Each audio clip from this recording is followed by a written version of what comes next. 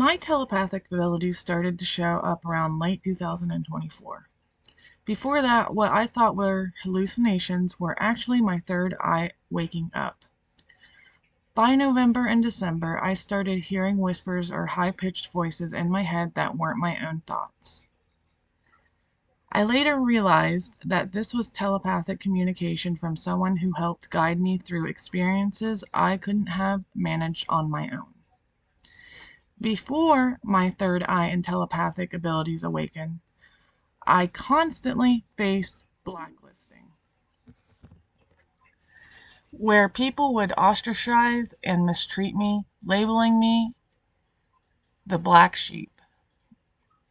This led to me being pushed out of 7 jobs, 3 of which involved severe workplace torture. I also experienced people following me during my solitary walks and fishing trips. I prefer deep intellectual conversations over superficial ones, and I kept to myself. I believe this might be why I was being treated poorly. Upon my telepathic awakening, I discovered people reacted strongly to rejection from me, sometimes resorting to insults, especially when they felt guilty about their own reactions. My metaphysical assaults began shortly after my telepathic awakening, initiated by someone I knew personally. I learned through telepathy that this individual had unrequited romantic feelings for me and had been acting strangely. He admitted to having stronger feelings than I anticipated. An image of him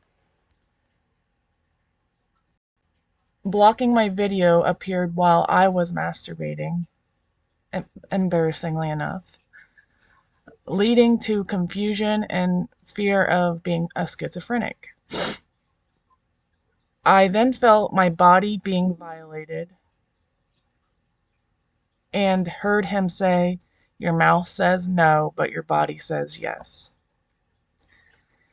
Despite explaining my lack of attraction to men and my frustration, he used personal information against me in a smear campaign for rejecting his advances. He continued to interfere with my consensual sexual experiences, showing me the darker side of people and leaving me with 1.5 years of anxiety during masturbation, feeling watched, and fearing assault. The prolonged period of harassment lasting approximately 2 months was deeply impactful. My own psychological response stemming from past trauma led to intrusive thoughts and heightened sense of vulnerability, which urged him to come back into my auric space again and again out of guilt. It was a cycle of trying to masturbate, thinking he would rape me, and him feeling it and coming into my space over guilt. Initially, the individual ceased their actions, seemingly out of empathy, after witnessing the severe emotional, physical, and mental distress they had caused. The cessation was accompanied by significant backlash for taking accountability, a trait I value in those who acknowledge their wrongdoing and cease harmful behavior at others' expenses. Following this, a new dynamic emerged, involving another individual who engaged in similar tactics during intimate consensual interactions. This person's actions appeared driven by jealousy aimed at inflicting torture and deterring my affection. The situation escalated when a close family member intervened, using information from the initial harassment campaign to harm me further. "I know you raped your brother. This is what you get for raping your brother," over and over again. This intervention, characterized by intense accusation, caused significant distress to the second individual, leading to their withdrawal. However, this family member then became a source of further abuse, intruding upon my personal relationship and creating an atmosphere of constant scrutiny and apprehension. Their commentary and passive observation of the abuse, coupled with their explicit admission of finding the initial perpetrator's actions acceptable, added to the profound sense of betrayal. The effect of these experiences, including betrayal by both personal acquaintances and family, and witnessing others' complicity despite knowing the truth, led to severe emotional distress and suicidal ideation. The inability to defend against what felt like metaphysical rape, a form of violation bypasses physical defenses, was particularly awful. This lack of escape fostered a sense of profound helplessness. My coping mechanisms evolved into developing mental defenses, employing vivid and disturbing imagery to create a psychological barrier against these assaults, thus reclaiming a sense of agency in the face of overwhelming violation. I had to disassociate and imagine I was just a video game character getting some of my moves from the game Mortal Kombat, creating a dark imagery for people that raped me. It was shortly after using reverse psychology and dark manipulation to defend myself. I formed a character, Charlotte Weaver, a young woman who looks just like me but yields a bat. I imagined everybody who was assaulting me and participating in it was just a mindless zombie. They were not even thinking about why they were attacking me, just like zombies do. I had to create a false name because I had so many people mercilessly assaulting me and harassing me for using my real name because they thought I was stupid for telling people what it was. They said, "That's why you don't tell people your real name." And shortly after, they would defame me and or assault me. I only knew that they were stupid at this point for showing everybody who they were. The only reason I changed my name because people were using my name to cause further damage to me. Possibly even looking at my picture so they can get a better image on who they can rape. I was raped by so many people that I don't personally know because they were gathering around watching it, punishing me for defending myself in the first place.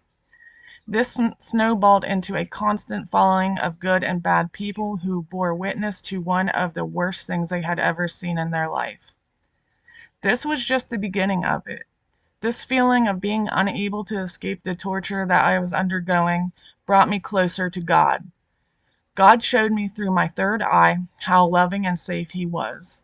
The reason God even intervened in the first place is because people were calling me a pedophile. All of my abusers were saying this about me. People had the belief they were in the right to kill pedophiles, so at this point, I knew that the people targeting me had the intention of killing me. Escaping metaphysical abuse is incredibly challenging, requiring patience, intelligence, education, understanding, self-love, and empathy. Lashing out on my abuser can trigger a domino effect, leading to entire families spreading information and targeting you. Imagine a mob convinced you deserve to die based on lies, even after the accuser admits fault. These people continue to spread falsehoods like calling you a pedophile when the intent to harm was because they were wrong. I had to educate myself on what a pedophile actually is and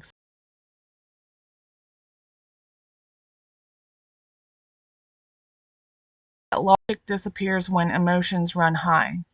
Picture the shock of having to explain the distinction to a crowd that has gathered in your own bedroom, all because a man with unreciprocated feelings used the word pedophile as a weapon. At that point, I realized some people were worse than pedophiles themselves, as pedophiles are mentally ill and feel attraction to underage kids. The people assaulting me were not rationally thinking at all and actually assaulting me. The difference being one does assault and the other doesn't. Some people would argue that I deserved to be raped and tortured, but a child didn't deserve to be sexually attracted to. I got into a deep rabbit hole of discussions that were besides the point. People are raping me based off a label that wasn't true to begin with. I assured them that law enforcement handles people who sexually assault children, and I told them that if they were going to take matters into their own hands, they should probably have gathered evidence on it before gang assaulting one person over simply hearing one sentence. This led to being labeled a pedophile supporter and other hurtful names by those unwilling to face their own guilt. Amidst the abuse, people needing help approached me, but I couldn't provide it under the attacks. I was trying to defend myself from severe abuse, and people with potential issues or who were outcasts sought my help, seemingly unaware of my own crisis. I tried to offer comfort and guidance, but some were offended when I couldn't dedicate my time. I needed every moment for my own healing and recovery from the damage to my nervous system.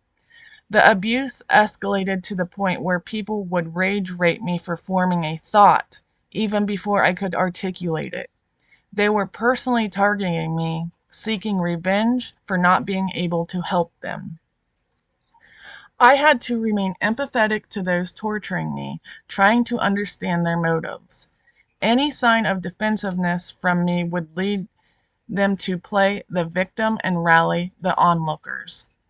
I pleaded for space, explaining my need for recovery from severe abuse and requesting they announce themselves before entering my space. After months of this, I issued an ultimatum. Either announce yourself or be removed by any means necessary. This led to only a few removals before people started taking me seriously. Some initially treated it as a game, some remained completely unempathetic and remained in my space anyways, and some really were enraged by my boundaries. But to my surprise, a lot of people actually respected my boundaries and liked the knock knock, state your name and why you are here boundary. Eventually, they began to respect boundaries. They knew too much about my life, including my schedule, and would finish my thoughts, making me uncomfortable. The worst part was they knew I was being tortured and raped. After this, they became obsessed, realizing they were no longer welcome. They felt guilty, knowing their actions were wrong. Some used information gained through illegal surveillance against me, driven by guilt over watching my life. Before I knew telepathic abilities existed, I thought people were gaining information on me through hacking my phone. I had no idea. I felt like a detective trying to figure out how people were following me, how people knew my personal life, how people were making fun of my childhood. It got so bad that I thought there were cameras in my room when I was a child and people were watching it. I had no idea. They were punishing me for listening to what they said about me, claiming I was raping them by hearing their words. They emotionally connected with me while speaking about me, and there was no escape. They thought about me, talked about me, and then raped me for it, blurring the lines of what I was experiencing. They were intentionally invading my space and punishing me for daily activities. I was raped for eating an extra slice of pizza, for expressing love, and for prioritizing my sick grandmother over their anxious thoughts. These actions made no sense to a normal person.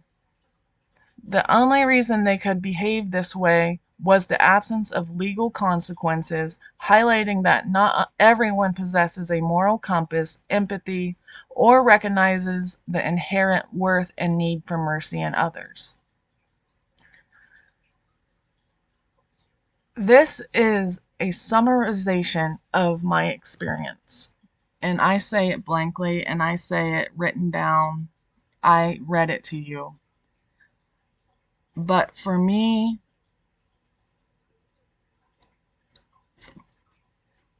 and for telepathy and metaphysical abuse not to be recognized in society at all as being a real thing, has urged me to speak about it, because it is a very unfair situation for people to have to go through.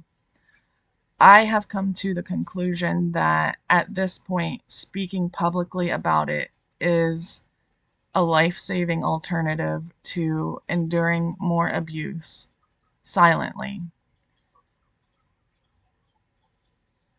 And to think that it all started from rejecting somebody is the worst part of it. It shows me that mental health needs to be pushed in society. Some may see this video and say she's mentally ill for talking about her abilities, talking about others' abilities, because there is no recognition within our society of it. There is no proof, right? It's just hearsay. We can't record what somebody else is saying to us up here. That's why I can't use names. That's why I can't. I have to be very careful. And even speaking about it, I am putting myself at risk for a mental eval, because that is the game that is played. You either take the abuse and silently let your soul die, or you speak up and speak out. And that is what I want to do. I want to normalize speaking up and speaking out about this issue, no matter how nerve-wracking it is. As a society, we need to normalize, hey, I'm validating your experience. I know that happened to you. I heard it. I was an innocent bystander. That person really did just spit at you in the metaphysical. That person really did just punch you in the face while you were driving. That person really did just rape you. That really did happen. And I am here to validate that experience for you. In my video, I ask that if you see this video and you need to talk about it, that you respect my boundaries. You state who you are and what you want, because I can assure you that right now in my life is not the time to speak to me about your problems, because my problems are far beyond anything I can verbalize right now. I need people to stop raping me for any and everything. I need people to stop listening to my daily life. I am being stalked through telepathic abilities. And while even making this video, I have multiple people just making fun of me, essentially saying, you're going to get thrown in the loony bin, you're going to get a mental eval, you're going to look crazy. And that's not fair. That's not fair, because everybody knows that telepathy is real. I learned that me getting my telepathic abilities at 29 was like being a late bloomer. People get it when they're young. And the only reason I got mine so late was because my brain was in survival mode so long, and I didn't develop the ability until later. And that's just, that's an assumption. I am not a doctor, but that's what people keep saying, and it's believable because other parts of your brain are working harder to keep you alive rather than that part. It's unbelievable to me how I go from just being this young woman who graduates and I'm ready to face the world and work for everything I get, to seeing how unfair the process is. I have been put at a disadvantage my entire life. and my rights have been taken away because nobody is doing anything about metaphysical abuse. They are not rushing the process, or they aren't seeing the significance. Here I am, I'm just I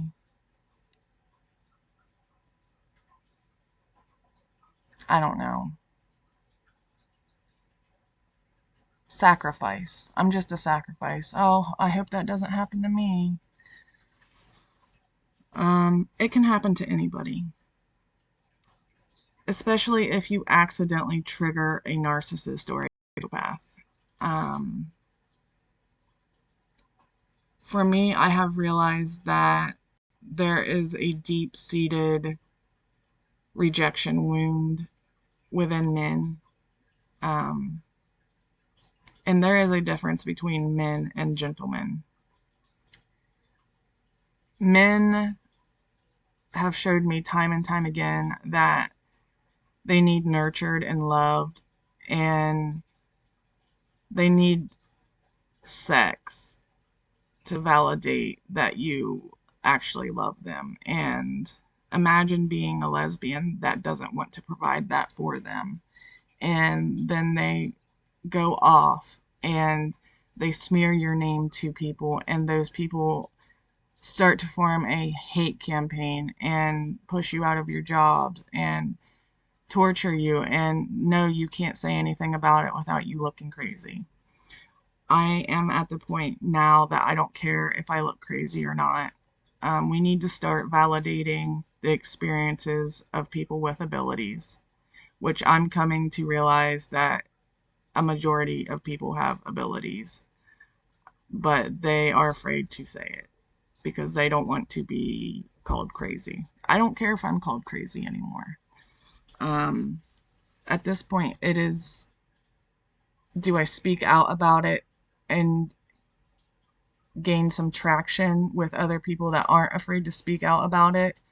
Or do I just sit in silence and become a vegetable for men to have sex with because I can no longer form a thought that says no? And there's my experience. Um, I love you and happy healing and love and light your way. I hope this video validates you and supports you in your journey. And don't be afraid to defend your auric space. People do not have the right to be there 24/7, and they definitely don't have the right to punish you for what you do in your auric space if you have God in your life. It's one thing if you're sitting there